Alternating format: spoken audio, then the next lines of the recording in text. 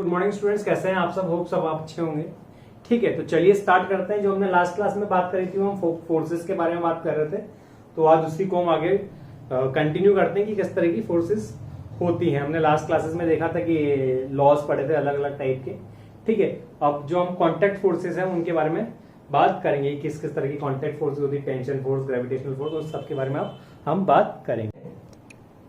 अब कुछ contact forces के बारे में बात कर लेते हैं। तो पहले मैं उनको डिफाइन कर देता हूं यहाँ पर, और फिर हम उनको समझते चलेंगे कि कैसे कैसे वो वर्क करते हैं। क्यों? क्योंकि अभी तक जो हमने बात करी वो थी हमारी बेसिक नॉलेज, जो हम पहले से जानते थे। अब कुछ जो टाइप्स ऑफ फोर्सेस है, जैसे हमने कॉन्टैक्ट फोर्सेस लिखाई थी, उनके बारे में हम उनको डिफाइन करेंगे और उनके बारे में जानेंगे, ताकि जब हमारा चैप्टर आगे बढ़ना स्टार्ट करेगा, ठीक है, तो यही कॉन्टैक्ट फोर्सेस और यही ग्रेविटेशनल फोर्स के हमारे चैप्टर की मेन फाउंडेशन बनने वाली है। तो अगला हेडिंग डाल लीजिए यहाँ पे, सम फोर्सेस के बारे में बात करते हैं अपन। तो पहला अपन लिख लेते हैं टेंशन फोर्स। टेंशन फोर्स, अगर टेंशन फोर्स की बात करूं मैं, तो ये कहां पर लगती है सर? अगर टेंशन फोर्स की बात करें तो ये हमेशा स्ट्रिंग्स में एप्लीकेबल होती है। एप्लीकेबल ऑन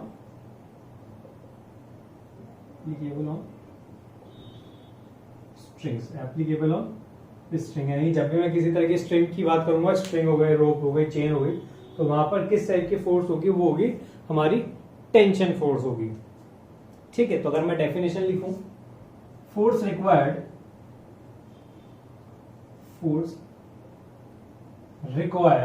ऐसी फोर्स जिसकी हमें रिक्वायरमेंट हो, किसको?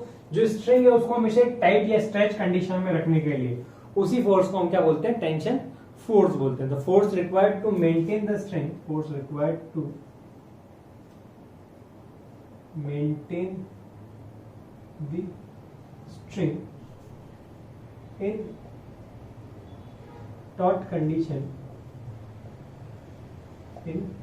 taut condition is known as tension force. या और डेफिनेशन करके लिखी जा सकती है, और क्या हो जाती है डेफिनेशन कि force acting on a string, force acting on a string, मतलब यही डेफिनेशन है। इसी को दूसरे तरीके से कैसे लिखा जा सकता है? Force acting on a string, sorry, in a string, force acting in a string in stretched condition, in stretched condition is known as tension force. चलिए, तो अपन बात कर लेते हैं एक बार डायग्राम से। मान लीजिए कि ये स्मूथ सरफेस है, ये एक ऑब्जेक्ट है, और इस ऑब्जेक्ट से मैंने कोई स्ट्रिंग को अप्लाई कर दिया। तो स्ट्रिंग को मैं थोड़ा यहाँ पे दिखाने के लिए इस तरीके से डिफाइन कर देता हूँ। ठीक है, अब स्ट्रिंग पे फोर्स लगानी है। ठीक है, तो फोर्स, ऐसी फोर्स जो क्या करे, उसको टॉट कंडीशन में रखे। टॉट कंडीशन या यूं बोल दीजिए कि स्ट्रेच कंडीशन में रखे, इसको खींच के रखे। ठीक है, तो उस फोर्स को क्या बोलते हैं? हम टेंशन फोर्स बोलते हैं। अगर मैं स्ट्रिंग की बात करूं, तो स्ट्रिंग से मैं क्या कर सकता हूं टाइट रखने के लिए? फोर्स, किसी स्ट्रिंग को टाइट रखने के लिए मैं उससे सिर्फ किसी भी ऑब्जेक्ट को खींच सकता हूं, यानी कि पुल कर सकता हूं। ठीक है, देख लीजिए, जैसे कि मान लो ये मेरे पास वायर है एक, इसको सपोज मान लेते हैं अपन, कोई स्ट्रिंग है ये। ठीक है, अब यहाँ पर ये ऑब्जेक्ट के साथ फिक्स्ड है। अब मैं अगर इसको इससे पुश करता हूँ तो हम देख पा रहे हैं कि स्ट्रिंग में क्या आ गया है? स्लैग आ गया है, ये लटकने लग गई है। पर जब मैं इसको खींचता हूँ तो ये क्या हो गई? एकदम टाइट हो गई, और फिर क्या होगा? एक पोजीशन होगा जब इस ऑब्जेक्ट को मूव करने लगेगी। तो ये कौन सी कंडीशन हो गई? ये पुलिंग कंडीशन हो गई। यानी कि जब मैं इस पे पुश करने की जगह पुल करूं, यानी कि इस ऑब्जेक्ट को, इस स्ट्रिंग को क्या करूं? इस ऑब्जेक्ट को मैं अपनी तरफ, ये बोल दीजिए यहाँ पे एक पर्सन खड़ा है और ये स्ट्रिंग को क्या करे? अपनी तरफ खींचे, पुल करने की कोशिश करे। उस समय जो स्ट्रिंग पे फोर्स लगेगी, उसको हम क्या बोलते हैं? टेंशन फोर्स बोलते हैं। उसको हम टेंशन फोर्स बोलते हैं। ठीक है, तो ये पुलिंग कंडीशन में, यानी खींचने की कंडीशन में जो इस पे फोर्स लग रही है, उसको हमने क्या नाम दे दिया है? टेंशन फोर्स नाम दे दिया है। तो टेंशन फोर्स हमेशा कैसी होती है सर? जिस डायरेक्शन में मैं ऑब्जेक्ट को पुल कर रहा हूं, उस डायरेक्शन में ये फोर्स लगती है। ठीक है, यहां तक किसी को कोई प्रॉब्लम नहीं होगी। ठीक है, चलिए, तो इससे रिलेटेड कुछ और चीजें हम जान लेते हैं कि भाई स्ट्रिंग की, या जो टेंशन से रिलेटेड हमें इस चैप्टर में जो डिटेल्स की जरूरत होंगी वो क्या क्या रहने वाली है।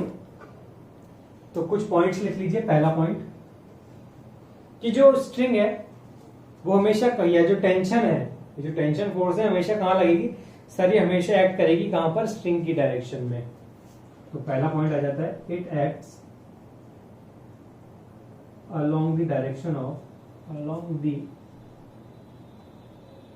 या it acts along the string, यानी कि हमेशा कहां पर एक्ट करेगा, ये स्ट्रिंग पे एक्ट करेगा। दूसरा पॉइंट क्या होगा कि string always exerts a pulling force.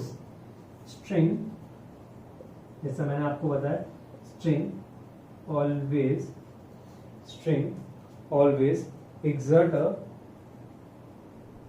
exerts a pulling force, यानी कि स्ट्रिंग क्या करेगी, हमेशा खींचने की कोशिश करेगी। तो उस समय जो फोर्स लगेगी उसको हमने क्या नाम दे रखा है, टेंशन फोर्स दे रखा है। यह इसको और करके लिखा जा सकता है, यहां पर क्या लिखा जा सकता है कि it always acts away from its, it always acts away from its and, it always acts away from its end on which it acts। जैसा कि अभी मैंने डायग्राम बनाया था, यहाँ पे एक ब्लॉक था, यहाँ पे स्ट्रिंग था, तो ये जो फोर्स थी जब मैं खींच रहा था उसको किस पे एक्ट कर रहा था, उस ऑब्जेक्ट को खींचने की कोशिश कर रहा था। तो इस ऑब्जेक्ट जिसको खींचने की कोशिश कर रहे हैं उसके क्या होगा, मतलब उससे दूर की तरफ उसका डायरेक्शन होगा, या ये बोल दीजिए कि कहां पर होगा, वो पुलिंग फोर्स होगा, जिस तरह से खींचने की कोशिश करूंगा उस तरफ उसकी डायरेक्शन होने वाली है। ठीक है, थर्ड पॉइंट पे आते हैं। थर्ड पॉइंट की बात करें तो अगर हम किसी आइडल स्ट्रिंग की बात करें, किसी आइडल स्ट्रिंग की बात करें, फॉर आइडल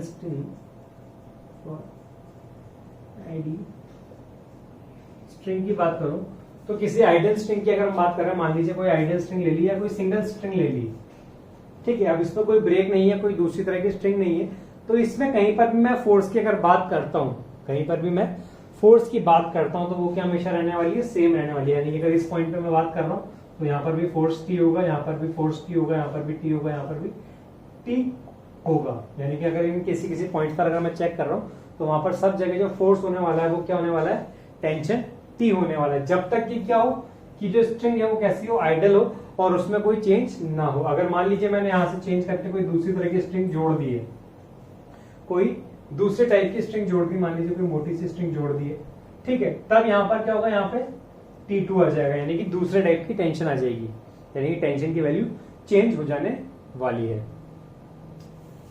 ठीक है, तो यहाँ पे लिख लीजिए for ideal string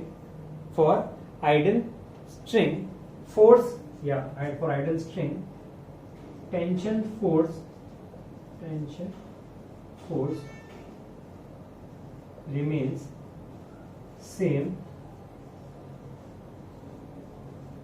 through out, यानी कि जो टेंशन फोर्स है वो कैसे रहने वाली है, सेम रहने वाली है थ्रू आउट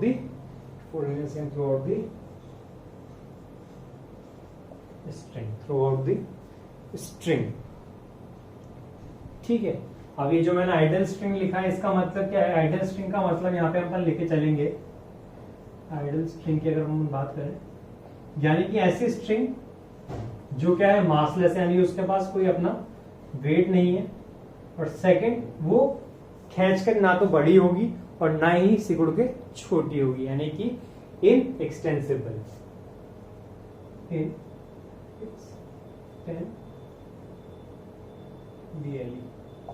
इनएक्सटेंसिबल, ना तो उसके पास वेट होगा और ना ही वो खींचकर लंबी या छोटी होगी।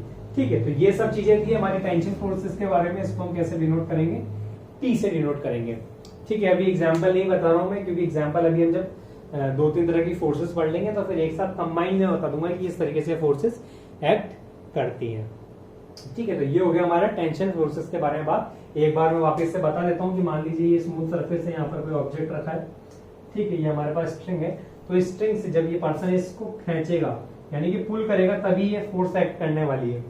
ठीक है, जब भी स्ट्रेच कंडीशन में होगी ये हमारी वायर, तभी इस पे कौन सी फोर्स एक्ट करेगी, टेंशन फोर्स एक्ट करेगी। और किस तरीके से एक्ट करेगी कि जिस ऑब्जेक्ट पे लग रही है उससे दूर की तरफ होगी, यानी कि ये टेंशन फोर्स है। अगर यहाँ पर बात करें इस पर्सन के लिए केस की बात करें तो ये इसको खींच तो रहा है, पर ये वायर को क्या बनाया अभी स्ट्रेच कंडीशन में, यानी कि इससे अपोजिट डायरेक्शन होगी, यानी कि टेंशन इस पर्सन के लिए यहाँ पर होगी, इस तरीके से होने वाली है। ठीक है, तो अगर हम टेंशन की डायरेक्शन की बात करें, अगर किसी एक टेंशन की बात करते हैं तो कैसी होगी सर, वो ऐसी होगी कि उस वायर को क्या करने की कोशिश करेगी, टाइट करने की कोशिश करेगी, यानी कि पुल फोर्स में होगी हमेशा, इस फोर्स के लिए उसको पुल करते हुए, और इस ऑब्जेक्ट के लिए देखें तो वो इसको पुल करते हुए। ठीक है, पर अगर हम टेंशन फोर्सेस के एक्शन रिएक्शन की बात करें तो इस तरीके से होगी कि उस वायर को स्लैग करने की कोशिश करेगी, यानी कि लटकाने की कोशिश करेगी। तो अगर एक टेंशन फोर्स उसको खींचने की कोशिश कर रही तो दूसरी फोर्स इसको खींचने की कोशिश करेगी, और जब हम दोनों टेंशन फोर्सेस को देखेंगे तो वो क्या करेगी, वो ऐसा करेगी कि भाई दोनों एक इधर से खींच रही है, एक इधर से खींच रही है, और उसको क्या है स्लैग करने की कोशिश कर रही है, यानी कि उसको लटकाने की कोशिश कर रही है। तो यहाँ से हमें पता चल रहा है कि ये टेंशन की एक्शन रिएक्शन पेयर्स बन गए। तो सेम टाइप की फोर्सेस है दोनों, ठीक है, और दोनों का क्या हो गया, और एक्शन रिएक्शन पेयर भी बन गया। चलिए आगे देखते हैं।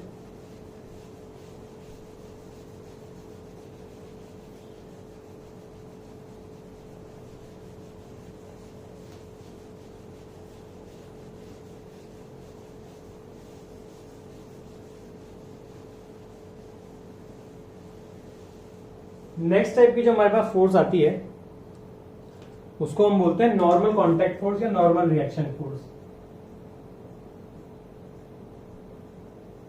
नॉर्मल कांटेक्ट फोर्स या नॉर्मल रिएक्शन फोर्स भी बोलते हैं, और उसको हम कैपिटल एन से डिनोट करते हैं। किससे डिनोट करते हैं, कैपिटल एन से।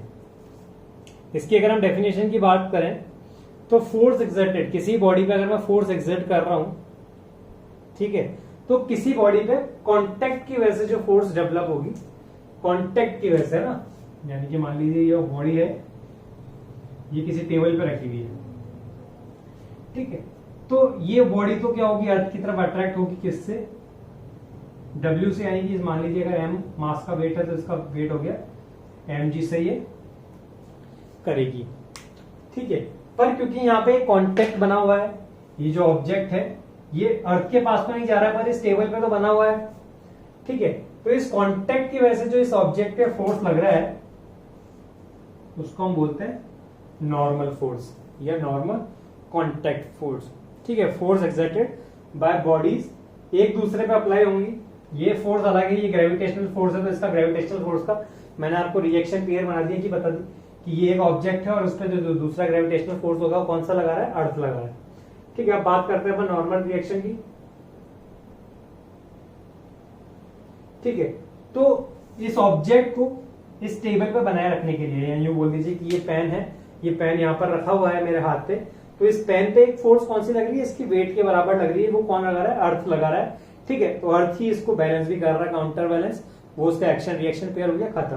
पर इस टेबल पे भी कोई फोर्स लग रही है, पर ये टेबल ऐसा नहीं है कि नीचे जा रही है, ये टेबल इसको यहाँ पर बनाए हुए रख रही है, टेबल पे क्या कर रही है, इस पे एक फोर्स लगा रही है, और इसी फोर्स को हमने क्या नाम दिया है, नॉर्मल कांटेक्ट फोर्स दिया है। तो एक फोर्स तो किसने लगाई है, इस टेबल ने लगाई है, ठीक है, और यही नॉर्मल फोर्स का रिएक्शन कौन लगाएगा, ये मास लगाएगा किस पर, इस टेबल पर, यानी कि एक तो मास पर लग गया, यानी कि इस ब्लॉक पे लग गया, और एक सेम फोर्स अपोजिट डायरेक्शन में कहां पर लग जाएगा, टेबल पर लग जाने वाला है। तो ये एक्शन रिएक्शन फोर्स हो गए, और ये कहां पर लगता है सर, ये लगता है कांटेक्ट पर। कहां पर लगता है, कांटेक्ट पर, यानी कि एक तो इस ब्लॉक के वहां कांटेक्ट पे लग गया, यानी कि अगर मैं इसको थोड़ा सा अलग अलग करके दिखाऊं,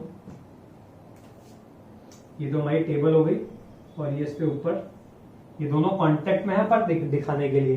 तो ये जब इस पे वेट पुट करेगा तो ये जो ऑब्जेक्ट है इस तरफ से फोर्स लाएगा नॉर्मल, और ये जो ब्लॉक बुक है, ये जो ऑब्जेक्ट है वो नीचे की तरफ फोर्स लाएगा एन, और ये दोनों फोर्सेस क्या हो गई, एक्शन रिएक्शन फोर्सेस हो गई। अभी हम इनको और भी डिफाइन करना देखेंगे किस तरीके से किसी ऑब्जेक्ट में नॉर्मल रिएक्शन डिफाइन करते हैं। पहले अपन डेफिनेशन की बात कर लेते हैं। तो force exerted on the, definition की बात करें, force exerted on by the body, force exerted on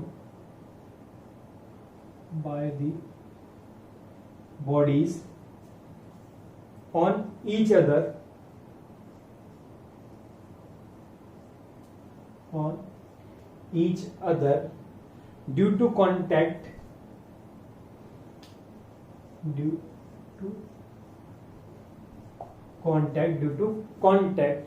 is known as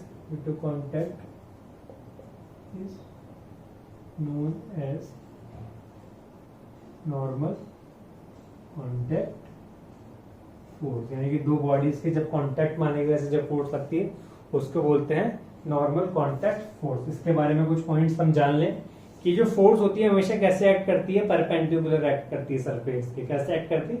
perpendicular. और ये पॉइंट जो है सबसे इंपॉर्टेंट पॉइंट है क्योंकि यहीं पर हम गड़बड़ी करते हैं प्रॉब्लम्स में। ठीक है, तो it always act perpendicular, it always acts perpendicular to the contact surface, is always acts perpendicular to the contact surface। Second point, अभी इनको डिफाइन भी कर दूंगा मैं। It always acts towards the body, it always acts towards the always acts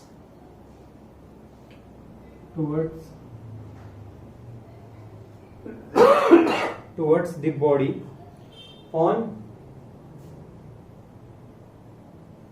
which it is drawn, or और करके लिख लीजिए, जो नॉर्मल कॉन्टैक्ट फोर्स होता है, normal contact force is always a pushing force, is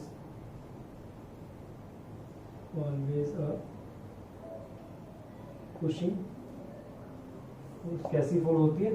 pushing force होती है। जैसे कि मैंने आपको बताया यहाँ पर ये ऑब्जेक्ट रखा था और उस पर ये ब्लॉक था, तो ये जो ब्लॉक है उसको जो नीचे वाली टेबल है उसको पुश करने की कोशिश करेगा, तो इस पे नीचे की तरफ फोर्स लग जाएगा और इसकी तरफ कहाँ लग जाएगा? ऊपर की तरफ फोर्स लग जाएगा। यानी कि ये जो ब्लॉक है वो टेबल को पुश करने की कोशिश करेगा। सॉरी, डायग्राम मैंने उल्टा बना दिया।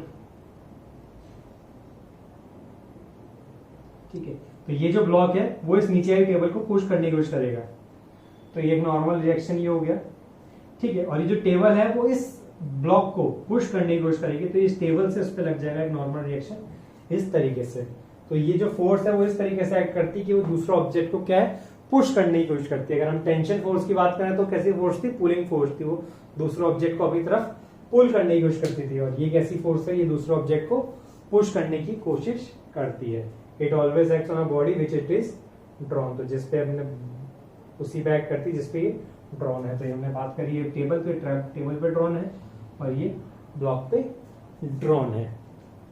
ठीक है, चलिए आगे नेक्स्ट पॉइंट लिखते हैं। For the same contact, third point, for a same contact,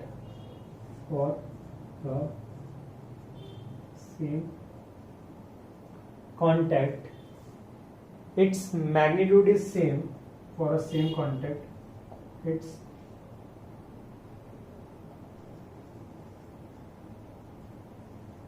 magnitude is same, but its direction is opposite.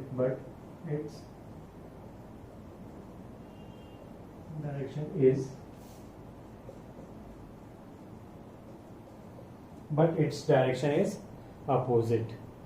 ठीक है, यानी कि Newton third law of motion को ही फॉलो कर रहा है। ठीक है, अब इससे रिलेटेड कुछ एग्जांपल्स देख लेते हैं। ये तो हो गई हमारे पास कुछ बेसिक सी बातें नॉर्मल कॉन्टैक्ट फोर्स के बारे में कि भाई सर नॉर्मल कॉन्टैक्ट फोर्स ऐसी फोर्स है जो परपेंडिकुलर लगती है कहां पर? कॉन्टैक्ट सरफेस के। परपेंडिकुलर लगती है कहां पर? कॉन्टैक्ट सरफेस के। कैसे एक्ट करती है? सर हमेशा पुशिंग फोर्स है, यानी कि जिससे बनाई जा रही है उसको पुश करने की कोशिश करेगी। ठीक है, और क्या होती है सर? ये जो फोर्सेस है अपोजिट इन डायरेक्शन होती है पर मैग्नीट्यूड इनका सेम होता है। चलिए एग्जांपल से देख लेते हैं यहाँ पर इसको।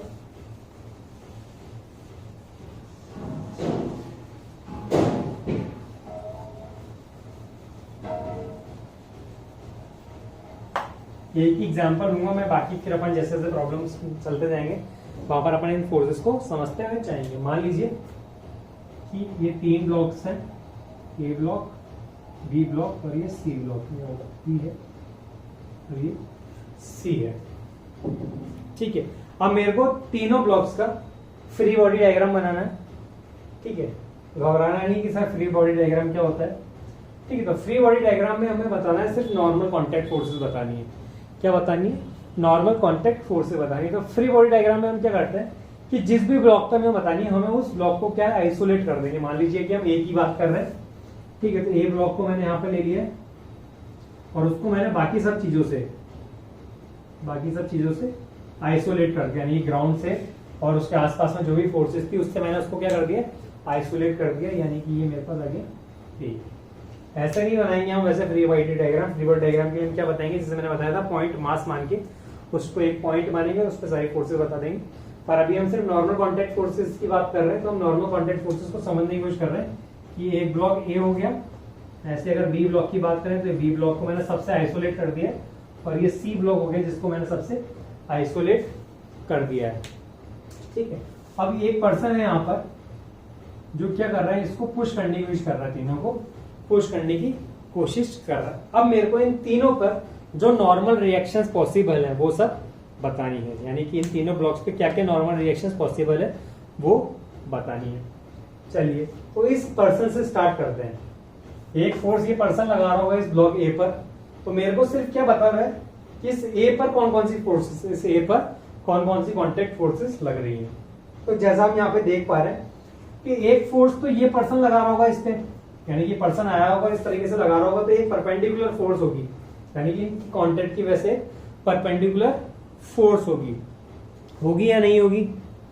होगी। तो एक ये लगा रहा होगा इस पे, तो इस पे किस तरीके का होगी, यानी कि यहां से इस तरफ, यानी कि इसको पुश करने की कोशिश करेगी। तो यहां पर मैं बोल सकता हूं normal contact force on A due to this person, तो इसको पी बोल देता हूं मैं। बात समझ में आ गई? एक फोर्स ही हो गई इस पर्सन की वजह से, इसका काम खत्म। अब बी की वजह से बात करें तो बी पे कॉन्टैक्ट बन रहा है इन दोनों का, तो बी क्या करेगा, या ए की बात करें तो ए पर जो फोर्स लगेगा वो इस वाले पे लगेगा इस तरीके से, हो जाएगा normal on A due to B, normal on A due to B. बात समझ में आ रही है? ठीक है, और एक और फोर्स होगा सर ग्राउंड की वजह से, तो ये ऊपर की तरफ हो जाएगा एक normal on A due to ground जी। तो हमने ए पर, इसके अलावा कोई नॉर्मल फोर्सेस होगा नहीं होगा सर। ये 3 जगह से कांटेक्ट में था, एक इस पर्सन के कांटेक्ट में था, एक बी के कांटेक्ट में था और एक नीचे ग्राउंड के कांटेक्ट में था। तो हमने ए पर बता दिया कि सर ये 3 नॉर्मल फोर्सेस लग रही होंगी। ठीक है, एक लग रही है ग्राउंड की वजह से, एक होगा सर इस पर्सन की वजह से और एक होगा बी की वजह से। और जैसा मैंने बताया कि तीनों फोर्सेस, ये जो नॉर्मल फोर्स है वो कैसी फोर्स है, पुश करने की कोशिश करती है। तो अगर यहां से देखें तो बी क्या कर रहा है, ए को पुश करने की कोशिश कर रहा है। इधर से अगर ए की बात करें तो उसको उधर पुश करने कर रहा है, और ग्राउंड पे रखा है तो उसको ऊपर पुश करने की कोशिश कर रहा है। ठीक है, बी पे बात करते हैं। बी पे कौन कौन से कॉन्टेक्ट है सर? ए का कॉन्टेक्ट है, सी का कॉन्टेक्ट है और ग्राउंड का कॉन्टेक्ट है। तो मैं बता देता हूं, ए की वजह से इस तरफ होगा normal on B due to A. ठीक है, अगर वैसे यहाँ पे बात करी जाए एन ए बी और एन बी, ये दोनों एक्स्ट्रा रिएक्शन पेयर होंगे। ठीक है, फिर सी की वजह से लगेगा इस वाली फोर्स पे, यानी कि होगा normal on B due to C, और एक होगा ग्राउंड की वजह से। क्या होगा ग्राउंड की वजह से? Normal on B due to ground. ये हो गया हमारे पास किस पे फोर्स लग रही है, ये बी पर लगने वाली फोर्सेस। चाहे तो ऐसे ना डिफाइन करके आप इसको इस तरीके से डिफाइन कर सकते हैं कि मान लीजिए बी ब्लॉक है, तो एक फोर्स तो इस तरफ से लग रही होगी, वो होगी एन बी सी, ये वाली फोर्स इस तरफ, एक फोर्स इस तरफ होगी एन बी ए, और एक फोर्स ऊपर होगी दैट इज एन बी जी। ठीक है, तो इस ऑब्जेक्ट के अलग अलग सरफेस पर लगने वाली फोर्सेस को पर इस तरीके से भी डिफाइन कर सकते हैं। ठीक है, अब बात आती है हमारी सी ऑब्जेक्ट की। तो अगर सी पे देखें तो सी पे सर एक कॉन्टेक्ट ये बना हुआ है और एक कॉन्टेक्ट ये, यहाँ पर कोई पर्सन नहीं है ना, यहाँ पर कुछ रखा हुआ है, तो उस पर और कोई फोर्सेस तो लगने वाली नहीं है। तो इन दोनों फोर्सेस की वजह से यहाँ से लगेगा normal on C due to B, और यहाँ से ऊपर की तरफ लगेगा normal on C due to ground. तो ये तीनों ऑब्जेक्ट्स पे हमने, यानी कि एक सिस्टम था पूरा, उस सिस्टम को हमने अलग अलग आइसोलेट करा, ब्रेक किया, और हमने डिफाइन करते कि उन तीनों पर कहां पर कौन कौन सी नॉर्मल कॉन्टैक्ट फोर्सेस लग रही होंगी। ठीक है, चलिए, तो आप सबको एग्जांपल समझ में आया होगा। चलिए नेक्स्ट देखते हैं।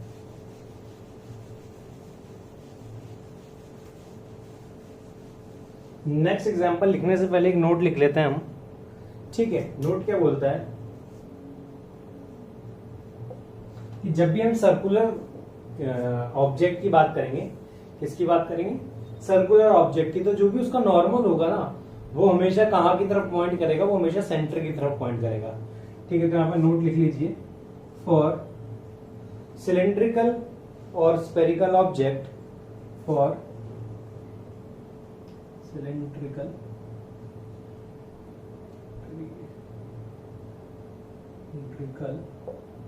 और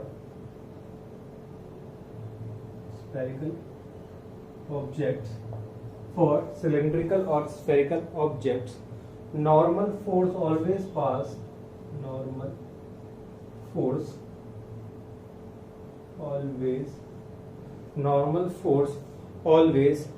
through center,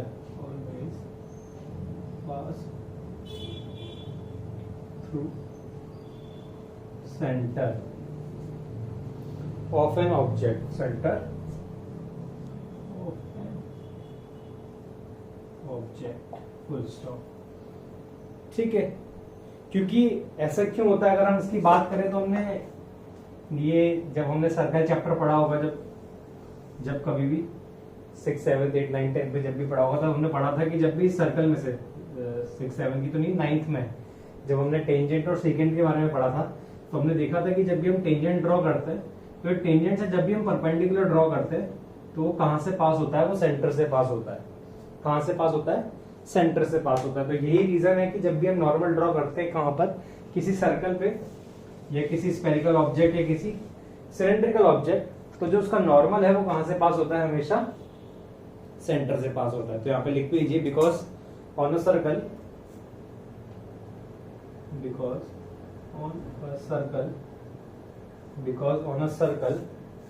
normal always passes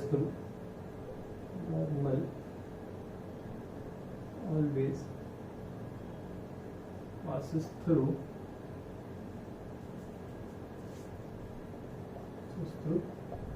centre. ठीक है, लिख लिया होगा आपने सबने। चलो अब इस पे एग्जांपल देख लेते हैं कि किस तरीके से सर ये जो आपने बात बोली है बैठती है, या किस तरीके से इस पे एग्जांपल्स बनते हैं। ठीक है, नॉर्मल फोर्सेस के अपन एग्जांपल देख रहे थे कि किस तरीके से किसी ऑब्जेक्ट पर नॉर्मल फोर्स लगती है। ठीक है, चलो तो पहले तो बेसिक सा एग्जांपल ले लेते हैं, ताकि हमें ध्यान रहे कि मान लीजिए ये कोई सरफेस है और यहाँ पर एक वेज नुमा या एक स्लोप सरफेस है, और इस पे कोई ऑब्जेक्ट रखा हुआ है। ये ऑब्जेक्ट है हमारे पास।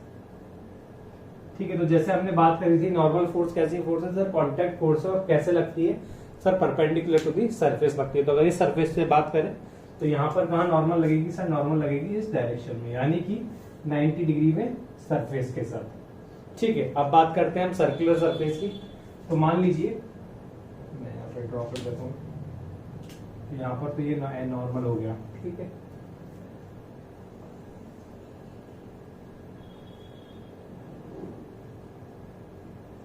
मान लीजिए इस तरीके से यहाँ पर कोई वॉल है और ये हमारा सर्कल है। तो इस पे नॉर्मल कहाँ बनेगी, फटाफट से स्क्रीन पॉज करो और उसको ड्रॉ करने की कोशिश करो।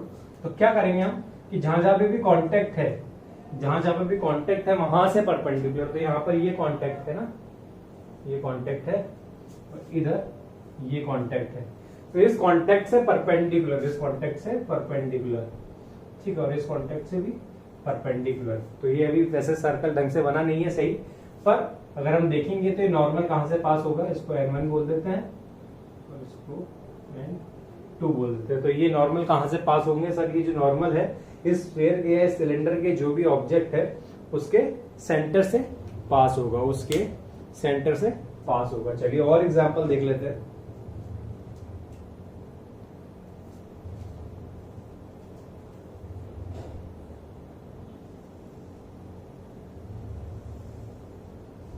बना क्या सर्कल एक तो, ठीक है। तो ये सर्कल है और यहाँ पर इसकी एक रॉड पड़ी हुई है,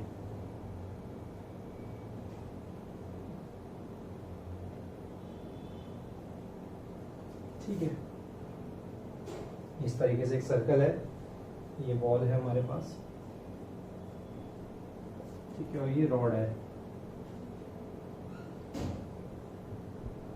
ये रॉड है, और ये हमारे पास एक सर्कुलर, एक सिलेंड्रिकल ऑब्जेक्ट रखा हुआ है। हमको नॉर्मल फाइंड करना है इस सर्कल पे, ठीक है। तो कैसे फाइंड करेंगे?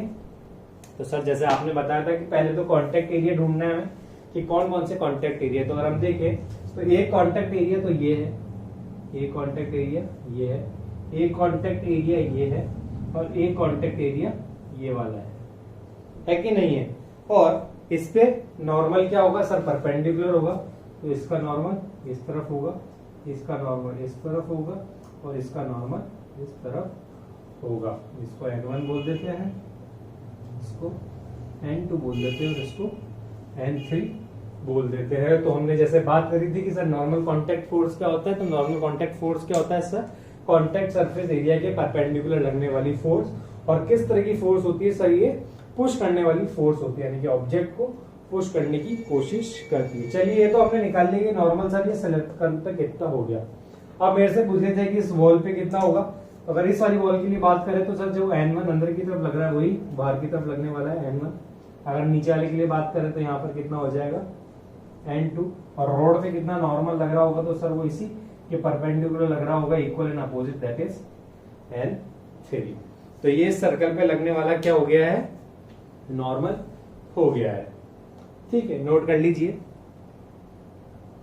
ठीक है। एक और चीज जो ध्यान रखनी है हमको, मान लीजिए कि सरफेस हो गया, देखिएगा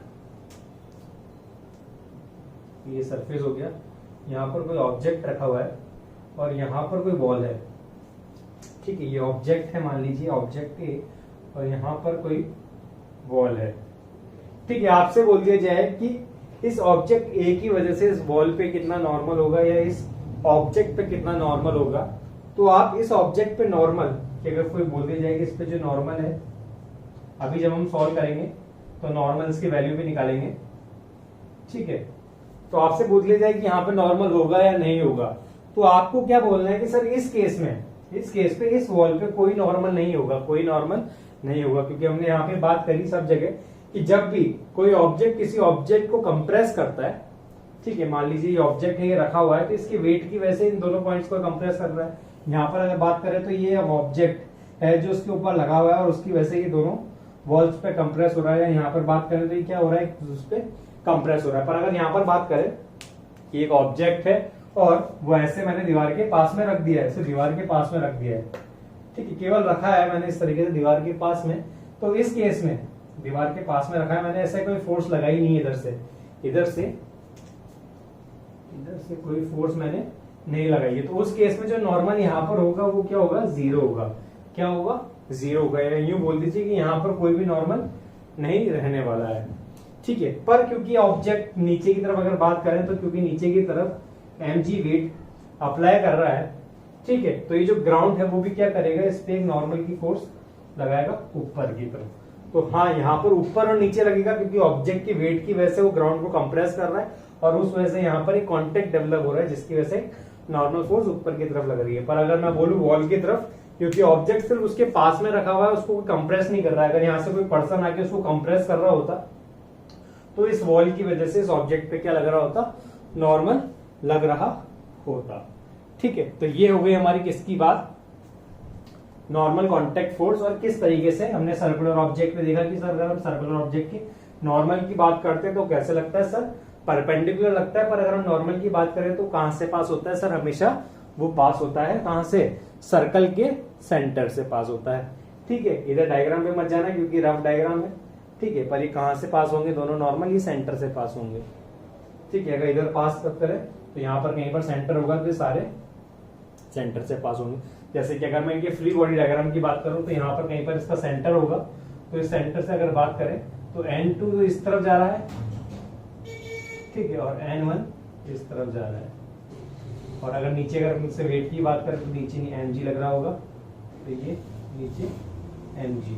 तो अगर इस बॉडी का फ्री बॉडी डायग्राम बने तो वो कुछ इस तरीके से बनेगा, ठीक है। क्योंकि ये तो अभी रफ डायग्राम बनाया मैंने, ढंग से बना नहीं है सर्कल, ठीक है। अगर ढंग से सर्कल बनता तो जो नॉर्मल है वो कहां से पास होती है, सेंटर से, और जब सेंटर से पास होगी तो जब हम उसका फ्री बॉडी डायग्राम बनेंगे तो कुछ इस तरीके से बनेगा, क्योंकि नॉर्मल कहां से पास हो रहे हैं, सेंटर से पास हो रहे हैं, ठीक है। इससे कंफ्यूज नहीं होना कि सर n1 तो इधर से आ रहा था, आपने उस तरफ ले लिया, तो मैंने क्या करा, उस पॉइंट के पैरेलल शिफ्ट कर सकते हैं हम वेक्टर्स को, ठीक है। तो वही मैंने यहाँ पर किया है। अगर हमारे पास कोई वेक्टर है तो उसको मैं कितनी भी बार पैरेलल शिफ्ट कर सकता हूँ बिना डायरेक्शन चेंज किए, ठीक है। चलिए एक लास्ट टॉपिक हमारा जो बचता है वो बचता है ग्रेविटेशनल फोर्स, तो उसकी बात कर लेते हैं।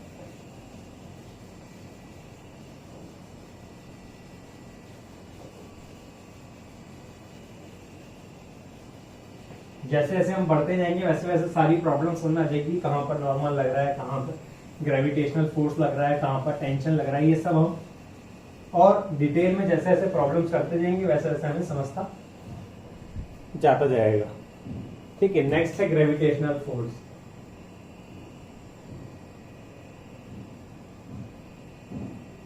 ग्रेविटेशनल फोर्स, ठीक है। ग्रेविटेशनल फोर्स की बात करें तो जैसे मैंने बोला था कि अगर कोई ऑब्जेक्ट रखा हुआ है, ठीक है, उस ऑब्जेक्ट को जो अर्थ है उसकी तरफ जिस एक्सेलरेशन से खींचती है, उसी एक्सेलरेशन को या उसी फोर्स को हम क्या बोलते हैं, ग्रेविटेशनल फोर्स बोलते हैं। ये हमने सबने 9th क्लास में पढ़ा था, ग्रेविटेशन चैप्टर जब हमने पढ़ा था, और अभी जब हम आगे वापस से ग्रेविटेशन चैप्टर पढ़ेंगे तो वहां पे वापस से देखेंगे, ठीक है। तो जिस फोर्स से अर्थ किसी ऑब्जेक्ट को अपनी तरफ अट्रैक्ट करती है, उसी फोर्स को हम क्या बोलते हैं, वेट बोलते हैं। उसी फोर्स को हम क्या बोलते हैं, ग्रेविटेशनल फोर्स बोलते हैं। अगर इस वेट की बात करें तो किसके बराबर होता है, सर ये mass of the object into जिस एक्सेलरेशन से अर्थ की तरफ आ रहा है, यानी किस एक्सेलरेशन से आ रहा है, सर जी से आ रहा है।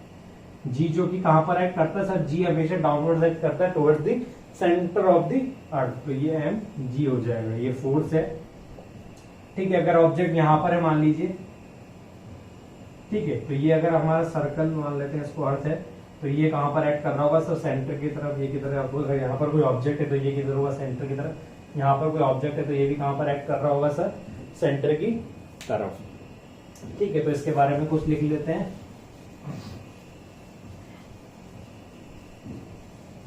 चलो इसके बारे में लिख लेते हैं अपन।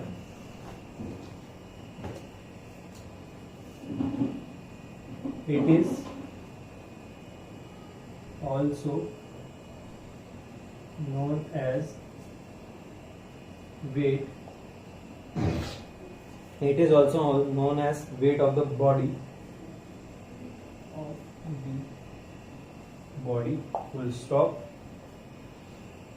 Second, it always acts vertically downwards.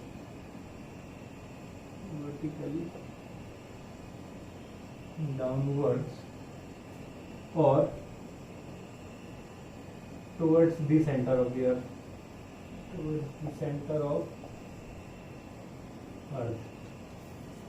Next point, it is only due to weight of the body. It is only due to the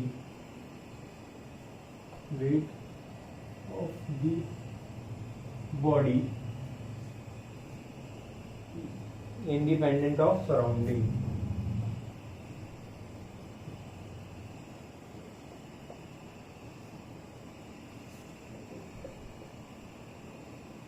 independent of surrounding, ठीक है। इसका मतलब क्या है, सर इसका मतलब ये है कि जो ये वेट है वो बॉडी का क्या है, खुद की वजह से है, और आसपास यानी कि ये ऑब्जेक्ट मैंने ले लिया है, ठीक है। तो जैसे मैंने बोला कि ये क्या है, वेट ऑफ द बॉडी है, ग्रेविटेशनल फोर्स की बात करें हम, ठीक है। और ये क्यों एक्ट कर रहा होता है, सर ये वो फोर्स है जो अर्थ की अट्रैक्शन की वजह से डेवलप हुआ है और towards the centre of the earth attract करता है, तो इसको जो फोर्स लगती है उसको हम क्या बोलते हैं, ग्रेविटेशनल फोर्स बोलते हैं, ठीक है।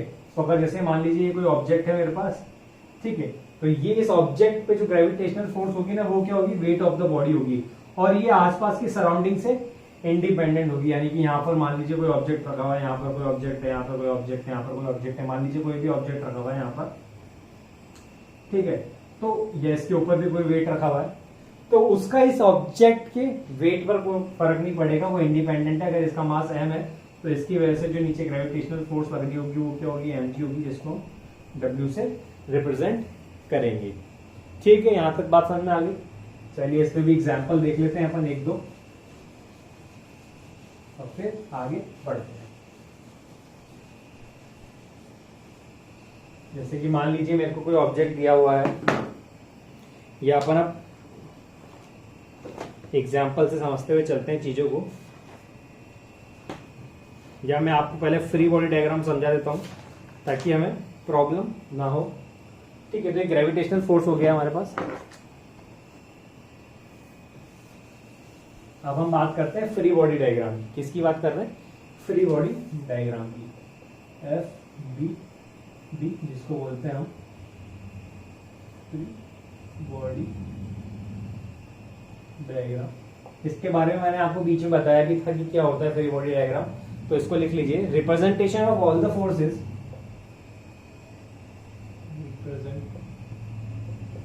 Representation of all the forces, representation of all the forces on a body under consideration, on a body under,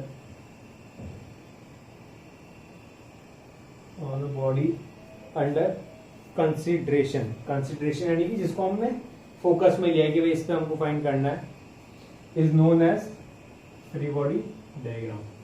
ठीक है, यानी कि representation of all forces on a body under consideration is known as free body diagram. ठीक है, चलिए तो free body diagram बनाते कैसे इसकी बात समझ लेते हैं हम। मान लीजिए कि मैं कोई एग्जांपल ले लेता हूं, जैसे मैंने अभी एग्जांपल लिया था, ये एक वॉल है और यहाँ पर ये कोई ब्लॉक रखा हुआ है और एक वॉल यहाँ पर है। ठीक है, ये वॉल है मेरे पास मान लीजिए, ठीक है, और ये एक ब्लॉक है मेरे पास जिसका मास स्मॉल m है। ठीक है, अब मेरे से बोल दिया जाए कि इस ब्लॉक का फ्री बॉडी डायग्राम बनाना है। किसका बनाना है, इस ब्लॉक का फ्री बॉडी डायग्राम बनाना है। तो मैं क्या करूंगा, पहले तो जो डायग्राम दिया हुआ है मुझे, इसको एग्जांपल नाम दे देते हैं, एग्जांपल 1। ठीक है, तो पहले क्या करूंगा, मैं इस बॉडी पे लगने वाले जितने भी फोर्सेज है ना वो मैं निकाल लूंगा। तो अगर हम देखें तो इस बॉडी पे क्या हो रहा है सर, ये दो पॉइंट्स पे कॉन्टेक्ट पे है, तो इन दो कॉन्टेक्ट पॉइंट्स पे क्या लग रहा होगा सर, कॉन्टेक्ट की वजह से लगने वाला फोर्स कौन सा है, नॉर्मल। तो यहाँ से परपेंडिकुलर ड्रॉ करूंगा मैं, तो इस तरीके से एक नॉर्मल यहाँ पर लग रहा होगा और एक नॉर्मल इस परपेंडिकुलर की वजह से लग रहा होगा। तो इसको n1 बोल देते हैं और इसको n2 बोल रहे हैं। ठीक है, पर ये जो ऑब्जेक्ट है उसको अर्थ भी तो अपनी तरफ अट्रैक्ट कर रहा होगा, तो एक फोर्स कहां पर लग रहा होगा सर, नीचे की तरफ, दैट इज mg। तो अगर इस ब्लॉक का मैं फ्री बॉडी डायग्राम बनाऊं तो मैं क्या करूंगा, इसको पूरे सिस्टम से आइसोलेट कर दूंगा, यानी कि इसको यहां से हटाए, इसको यहां से हटाए, केवल इस बॉक्स पे मेरा फोकस रहेगा। किस पे, इस बॉक्स पे मेरा फोकस रहेगा।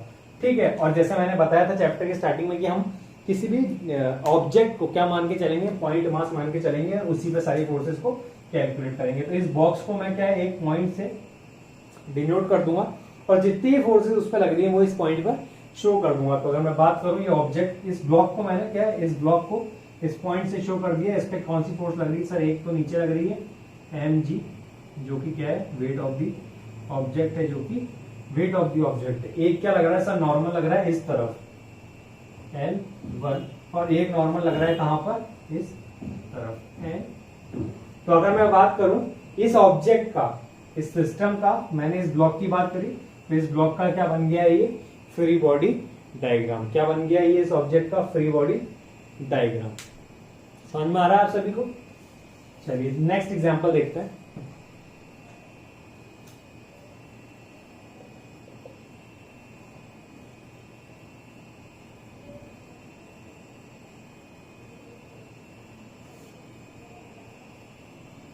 ठीक है, ये ब्लॉक दिया हुआ है मुझे जिसका मास m है। ठीक है, दो तरफ स्ट्रिंग से कनेक्टेड है, दो अलग अलग स्ट्रिंग्स है, तो इसकी टेंशन T1 मान लेते हैं, इसकी टेंशन T2 मान लेते हैं। ये एग्जांपल नंबर हमारा 2 हो गया। ठीक है, अब मेरे से बोला गया है कि जो ब्लॉक है उसका मुझे क्या बनाना है, फ्री बॉडी डायग्राम बनाना है। क्या बनाना है, FBD बनाना है। तो कैसे बनाएंगे, तो सर जब मेरे से इस ब्लॉक का पूछा गया था, इस ब्लॉक पे लगने वाले सारी फोर्सेज में कैलकुलेट करूंगा। कैसे करेंगे सर, ये ब्लॉक है तो ये ब्लॉक से नीचे की तरफ क्या लगा रहा होगा, अपना वेट लगा रहा होगा, दैट इज एम जी। अब क्योंकि ये कंस्ट्रेंट है, इसके अलावा कहीं जा नहीं सकता, इधर से एक रोप से टाइट है, इधर से एक रोप टाइट है, ठीक है। तो जैसे हमने बात करी थी कि टेंशन की डायरेक्शन कैसी होती है सर, टेंशन की डायरेक्शन ऐसी होती है कि वो ऑब्जेक्ट को क्या करती है, पुल करने की कोशिश करती है। क्या करने की कोशिश करती है, पुल करने की कोशिश करती है। यह एक सिंपल तरीका बताता हूं मैं कि जब भी हमें टेंशन की डायरेक्शन निकालनी हो तो मैं क्या करूंगा कि जिस भी ऑब्जेक्ट को मुझे टेंशन की डायरेक्शन निकालनी, तो मैं क्या करूंगा, उस ऑब्जेक्ट पे जाकर खड़ा हो जाऊंगा। उस ऑब्जेक्ट पे मान लीजिए ये कोई स्ट्रिंग है और ये बीच में एक ऑब्जेक्ट है, ठीक है। मेरे को टेंशन निकालनी है तो मैं क्या करूंगा, इस ऑब्जेक्ट पे जाकर खड़ा हो जाऊंगा और जिस भी डायरेक्शन में स्ट्रिंग है, जिस भी डायरेक्शन में मुझे स्ट्रिंग पे टेंशन निकालना है, उस डायरेक्शन में मैं क्या है, अम्ब्रेला लेके और उसको उस डायरेक्शन में ओपन कर दूंगा। यानी कि इस डायरेक्शन में मेरे को निकालना है तो इस डायरेक्शन में मैंने अम्ब्रेला ओपन किया, तो इस तरीके से अम्ब्रेला ओपन हो गया। जिस डायरेक्शन में अम्ब्रेला ओपन होगा उस डायरेक्शन में टेंशन की डायरेक्शन होगी, उस डायरेक्शन में टेंशन की डायरेक्शन होगी। अगर मेरे को इस तरफ की स्ट्रिंग में देखना है तो मैं इधर घूम के अम्ब्रेला ओपन करूंगा तो टेंशन की डायरेक्शन कहाँ आ जाएगी, इस तरफ आ जाएगी।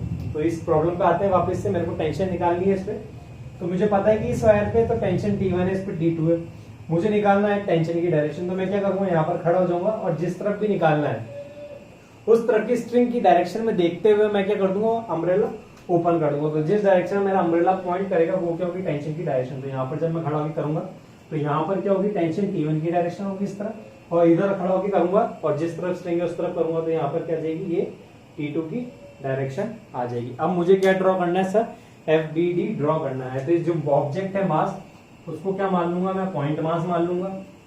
इस पॉइंट मास पे लगने वाला फोर्स नीचे की तरफ, सो दैट इज mg। एक फोर्स है T1 लग रहा है इस तरफ और एक फोर्स इस डायरेक्शन में लग रहा है, दैट इज T2। तो ये इस ऑब्जेक्ट का क्या बन गया है, फ्री बॉडी डायग्राम बन गया है। क्या बन गया है इस ऑब्जेक्ट का, फ्री बॉडी डायग्राम। ठीक है, चलिए और प्रॉब्लम देखते हैं फ्री बॉडी डायग्राम में किस तरीके से बनता है, इसको नोट कर लीजिए।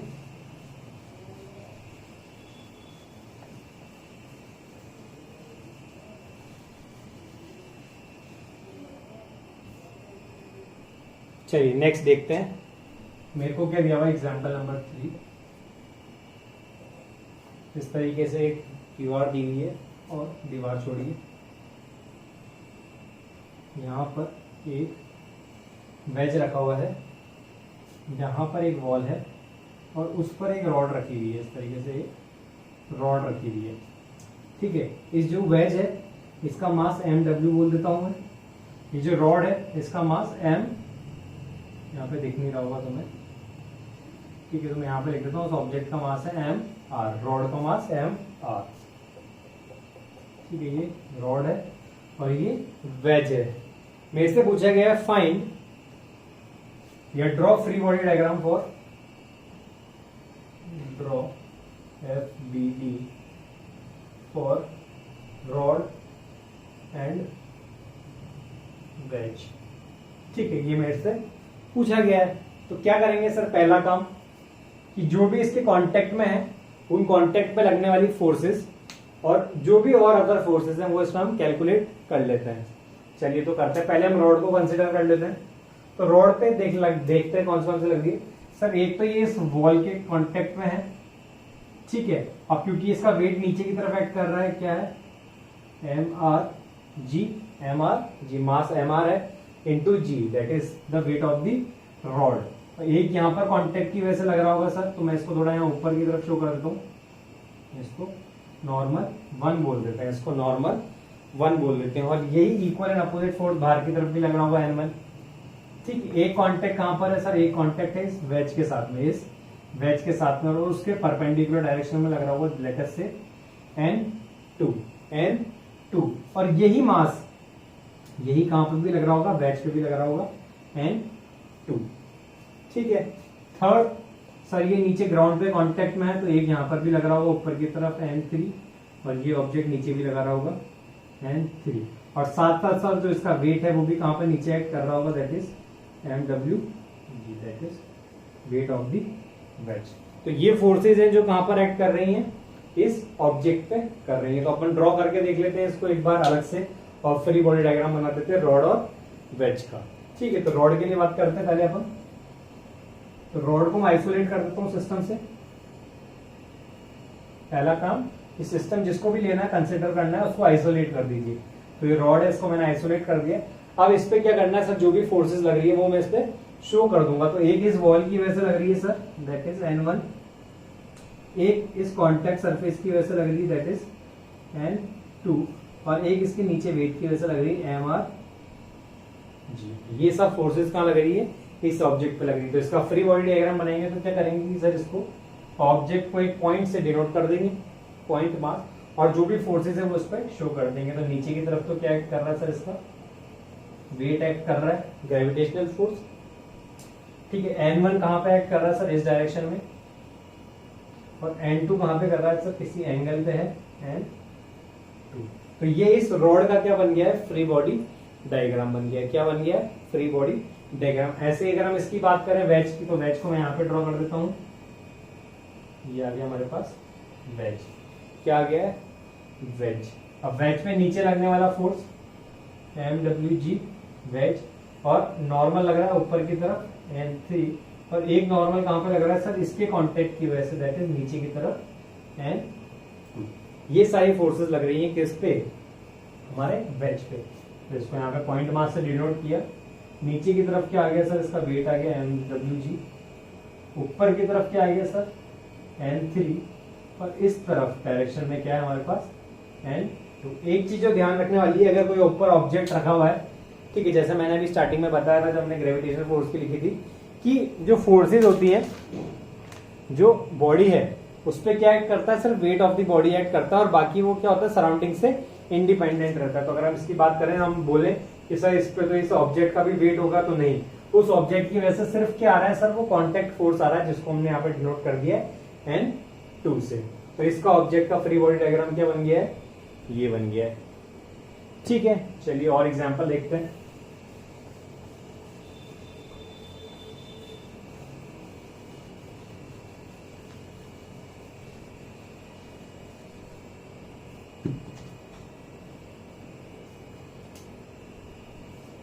एग्जांपल पुली पे आते हैं अपन।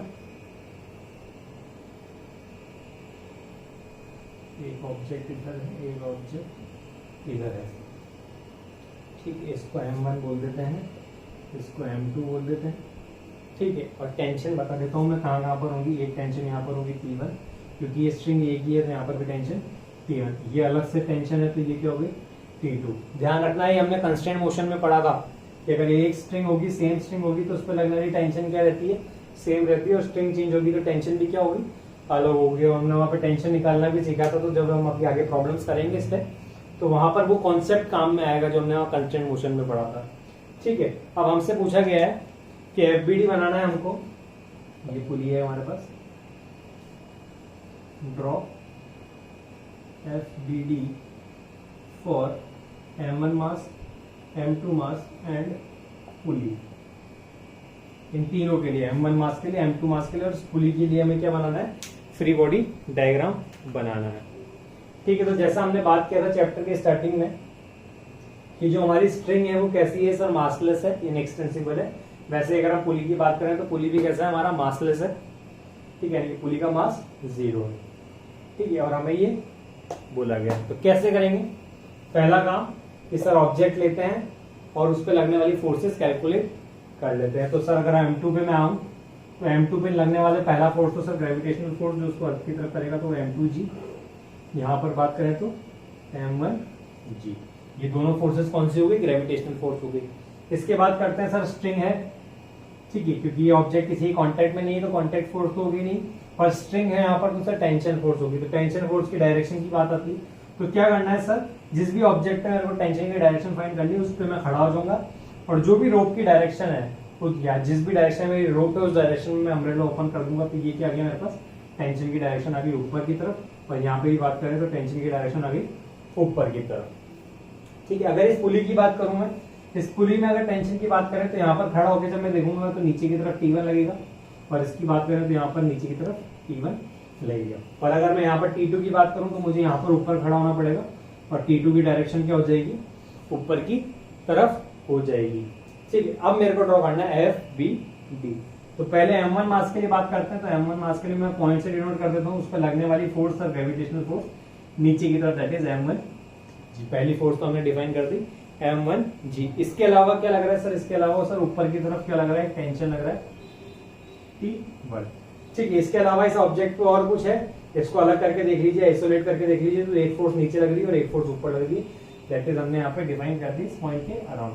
अगर M2 की बात करते हैं तो M2 को पॉइंट से डिनोट कर दिए। नीचे की तरफ क्या लग रहा है सर? वेट लग रहा है M2 जी ग्रेविटेशनल फोर्स की वजह से। और T1 कहाँ लग रहा है सर? ऊपर की तरफ। क्योंकि स्ट्रिंग सेम है तो टेंशन भी क्या होने वाली है? सेम होने वाली है। अगर स्ट्रिंग चेंज हो जाएगी तो टेंशन भी क्या हो जाएगी? चेंज हो जाएगी। तो यहाँ पर हमने बात की कि सर यहाँ पे एक अलग स्ट्रिंग थी, अलग रोप थी, अलग थ्रेड थी, तो उसकी टेंशन क्या है? अलग है। अब बात करते हैं किसकी? पुली की। ये पुली आ गया हमारे पास यहाँ पर। पुली पे सर ऊपर की तरफ कौन सी फोर्स लग रही है सर? T2 फोर्स लग रही है, ये T2 फोर्स। नीचे की तरफ सर, क्योंकि ये पुली जो है ये कैसा है? पुली का मास 0 है, तो वेट की वजह से कुछ नहीं लगेगा। पर जो दोनों टेंशन है वो उसको नीचे खींच रही है, तो इन दोनों की वजह से T1 और T1 नीचे एक्ट करेगा। तो ये बन गया फॉर पुली, ये M2 मास के लिए फ्री बॉडी डायग्राम, और ये M1 के लिए फ्री बॉडी डायग्राम। ठीक है, चलिए थोड़ा सा और लेवल इंक्रीज करते हैं। वो आपको समझ में आ रहा होगा किस तरीके से यहाँ पे फ्री बॉडी डायग्राम बन रहा है। हमको क्या करना होता है कि जो भी ऑब्जेक्ट दिया हुआ है उस पर जितनी भी फोर्सेस लग रही है, पहले तो हमें वो इंडिकेट कर देनी है। जैसे भी मैंने पुली की बात करी थी या एक ऑब्जेक्ट की बात करी थी, उस पर जितनी फोर्सेस थी वो मैं क्या कर देता था? उस पर इंडिकेट कर देता था। चलिए ऐसे और एग्जाम्पल पे चलते हैं अपन। ठीक है, जितने ज्यादा एग्जाम्पल करेंगे उतना ही बेटर हमारी अंडरस्टैंडिंग रहेगी। ठीक है, ये मैंने एक वॉल ले ली है यहाँ पर, एक मास यहाँ पर। क्या क्या मासेस दिए हुए हैं? इनके दिए हुए हैं M1 M2, क्योंकि दो अलग अलग स्ट्रिंग्स हैं।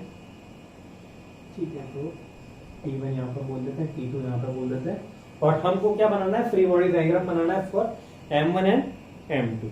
ठीक है, तो कैसे करेंगे सर? पहला तो क्या क्या लग रहा होगा यहाँ पर सर? अगर M1 की बात करें तो क्या यहाँ पे ग्रेविटेशनल फोर्स होगा सर? नीचे की तरफ होगा सर, वो क्या होगा? M1 जी। अगर इसके लिए बात करें तो सर इसके भी नीचे ग्रेविटेशनल फोर्स एक्ट कर रही होगी, M2 जी। क्योंकि ऑब्जेक्ट है, उस ऑब्जेक्ट को मैं अगर आइसोलेट करके देखूं एक बार तो उस पर कौन सी फोर्स लग रही है? M2 जी।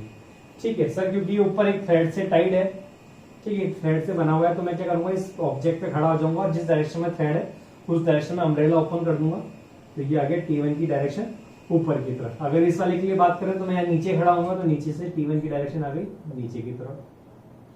ऊपर की बात करते तो ऊपर के लिए ऊपर की तरफ T2 की डायरेक्शन होगी। अगर मैं छत पे लटक जाऊं तो T2 की डायरेक्शन नीचे की तरफ हो जाएगी।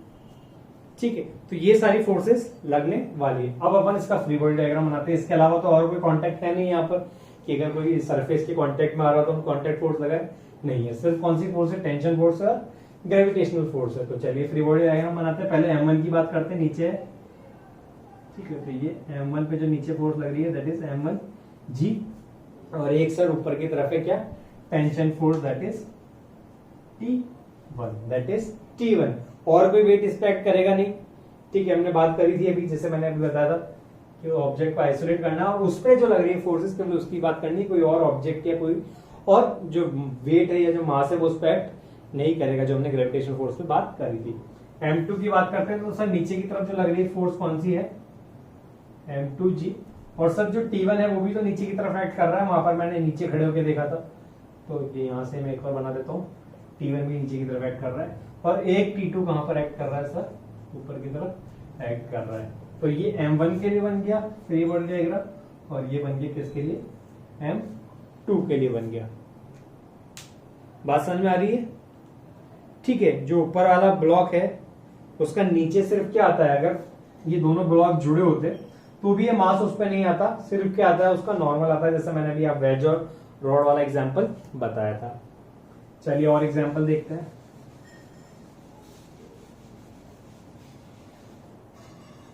अब मैं एक साथ दो डायग्राम बना देता हूं, आप ट्राई कीजिएगा।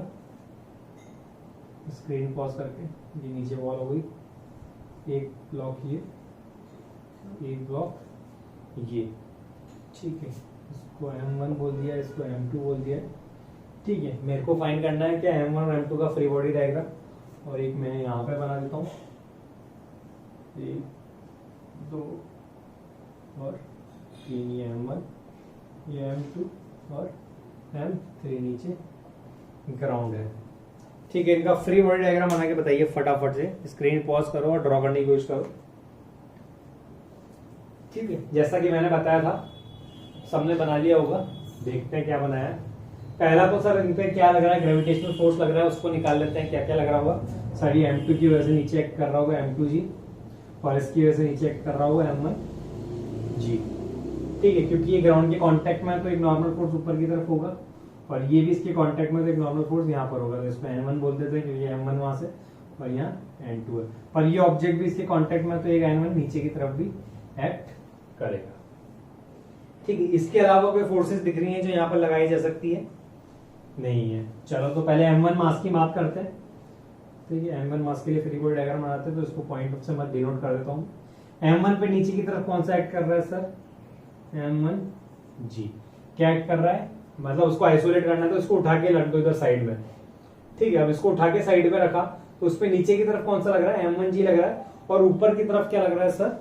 N1 लग रहा है। क्या लग रहा है? N1, नॉर्मल कांटेक्ट की वजह से, तो ये ऊपर की तरफ आ गया N1। ये बन गया सर किसका? M1 का। इसके अलावा देख लो यहाँ पर कोई फोर्सेस उस पर एक्ट कर रही है, इस ऑब्जेक्ट पे एक्ट कर रही है? नहीं एक्ट कर रही है। ये जो नीचे वाला N1 है वो किस पे एक्ट करेगा? नीचे वाले ऑब्जेक्ट पे एक्ट करेगा। ऐसे अगर M2 की ड्रॉ करें तो ये पॉइंट वहां से नोट कर दिया। एक चीज तो सर फिक्स है कि उसका मास जो है वो वहां एक्ट करेगा, नीचे की तरफ एक्ट करेगा, नीचे की तरफ एक्ट करेगा। इसके साथ कांटेक्ट में उसकी वैसे भी नॉर्मल लग रहा है, तो वो भी कहां पर एक्ट कर रहा है सर? नीचे की तरफ एक्ट कर रहा है। एक्शन रिएक्शन होगा ना, अगर वो उस पर नॉर्मल बनाएगा तो उसके अपोजिट पे भी नॉर्मल बनना है। जैसे यहाँ पे N2 है तो ये ग्राउंड के भी क्या बनाएगा? N2 बनाएगा। ठीक है, तो ये N2 कहां पे लग रहा है सर? नीचे वाले के वजह से ऊपर की तरफ लग रहा है। ठीक है, ऐसा नहीं है कि सर ये वाली फोर्स भी तो नीचे की तरफ है तो उसमें बनानी है, नहीं। ये नीचे वाली फोर्स किस पे है? ग्राउंड पर है। किस पे है? ग्राउंड पर हमें किस पे बात करनी है? सिर्फ मास 2 पे बात करनी है, यानी कि M2 वाले ब्लॉक पे बात करनी है। तो M2 वाले ब्लॉक पे बात करें हम, तो ये जो M1G हमने यहाँ पे देखा था वो सर नीचे वाले ब्लॉक पे नहीं है, वो किस पे है? ऊपर वाले ब्लॉक का मास है। तो वो कहां से लग रहा है? ऊपर वाले ब्लॉक से लग रहा है। उसको हटा दिया जाए तो नीचे की तरफ कोई M1G नहीं है, पर क्योंकि वो कांटेक्ट में है तो उस कांटेक्ट की वजह से एक फोर्स लग रहा है, इसलिए हमने क्या लगा दिया? नीचे N1 लगा दिया। तो ये जो है वो बहुत ध्यान देखना है हमको कि ऊपर वाले ब्लॉक का जो वेट है ना, ऊपर वाले ब्लॉक का जो वेट है वो नीचे वाले ब्लॉक पे नहीं आता है। सिर्फ क्या आता है? उसकी कांटेक्ट की वजह से एक नॉर्मल रिएक्शन नीचे की तरफ आता है, जो हमने यहाँ पे डिनोट कर दिया है। ठीक है, इस वाले ऑब्जेक्ट पे आते हैं। क्या बनने वाला है सर यहाँ पर? इसको मैं एक बार थोड़ा साफ कर देता हूँ यहाँ पर। ठीक है, तो मैं यहाँ पर M1 के लिए बना देता हूँ एक M1, M2 और M3। ये पॉइंट M1, ये पॉइंट M2, ये पॉइंट M3। वहीं पे लगने वाली फोर्सेस की बात करते हैं। M1 की बात करें तो सर तीनों का वेट नीचे की तरफ होगा, तो मैं डायरेक्टली यहाँ पे बना देता हूँ। M1 के लिए M1G नीचे एक्ट करेगा, M2 के लिए M2G नीचे एक्ट करेगा, और M3 के लिए M3G नीचे एक्ट करेगा। इसके अलावा बस्ती सर नॉर्मल, तो नॉर्मल ड्रॉ कर लेते हैं। इसके लिए यहाँ पर कांटेक्ट होगा N1, और यही नीचे की तरफ भी लगेगा N1। अगर M2 की बात करें तो यहाँ पर N2 होगा, जो नीचे की तरफ भी लगाएगा N2। एक्शन रिएक्शन पेयर बनाएगा, है ना। ये ऊपर N3 लगाएगा और यहाँ से नीचे की तरफ भी क्या लगाएगा? N3 लगाएगा, यानी कि नॉर्मल। और एक जो मैंने बताई थी कि वेट नीचे W1 आएगा, यहाँ W2 आएगा, और यहाँ पर W3 आएगी, जो मैंने यहाँ पे शो कर दिए हैं। ठीक है, अब जो नॉर्मल रिएक्शन है उनको यहाँ पॉइंट्स पे फ्री बॉडी डायग्राम पे डिनोट कर देते हो। तो पहले M1G की बात करें तो इस पे जो वेट लग रहा है, एक तो सर ऑब्जेक्ट का और एक नॉर्मल ऊपर की तरफ है, तो मैं इसको दूसरे पेन से डिनोट कर देता हूँ ताकि ये आगे ऊपर N1। M2G की बात करें तो सर N2 इसके ऊपर भी लग रहा है। N2 किसकी कांटेक्ट की वजह से सर? N2 है नीचे वाले मास की वजह से, पर ऊपर के साथ भी तो कांटेक्ट में, तो एक नीचे भी लग जाएगा, क्या? N1। ठीक है, तो ये फ्री बॉडी डायग्राम बन गया। यहाँ पे अगर मैं डॉट बना दूं तो ये फ्री बॉडी डायग्राम बन गया किसका? M2। अगर M3G की बात करें तो सर N3 कहां पे लग रहा है? ऊपर की तरफ लग रहा है, और ये किसके कांटेक्ट में? M2 के कांटेक्ट में, तो उस कांटेक्ट की वजह से इस पे एक नीचे फोर्स लग रहा है, क्या? 2। तो ये फ्री बॉडी डायग्राम बन गया किसका, हमारा इन तीनों ब्लॉक्स पे अगर हम फ्री बॉडी डायग्राम बनाए तो इस तरीके का बनेगा, अगर 2 की बात करें तो इस तरीके का बनेगा।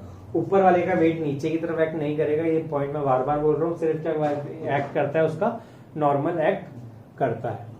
ठीक है, तो आज के लिए इतना ही। ठीक है, कल हम करेंगे कि ये तो हमने बात कर ली किस तरीके से हम इस पे ग्रेविटेशनल फोर्सेज या जो अलग अलग टाइप की फोर्सेज है वो इस पे रिप्रेजेंट करते हैं। अब नेक्स्ट क्लास होगी, वहां पे हम देखेंगे किस तरीके से इनको हम प्रॉब्लम्स में यूज करते हैं। ठीक है, तो होप आप सबको समझ में आया होगा। मिलते हैं नेक्स्ट क्लास में।